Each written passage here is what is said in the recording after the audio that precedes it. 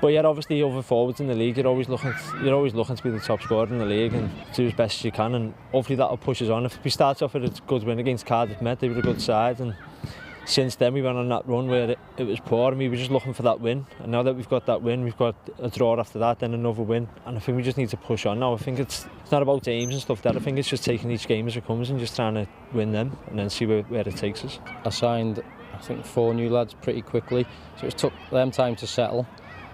Performances have been good. I think we deserve something in every game we played, to be honest. We played really well Saturday against a good Newtown team. The lads were buzzing after that game, to be fair. I think Llandudno, well, obviously they did finish above us last season, but we'll just be looking to finish as high as we can. Yeah, it's going to be a tough game. Obviously they beat us 2-0 early on in the season. Expecting a hard game. I think they're a very good team, but we've got to go out and do what we've been doing the last 3 games. I think wherever I've been, I've always been asked to score goals, and looking at it, I think I do need to beat the focal point now. I'm getting on 32 now, so there should be that focal point, to be honest. So it has been enjoyable, and obviously we've scored goals, which is always going to make it even more enjoyable.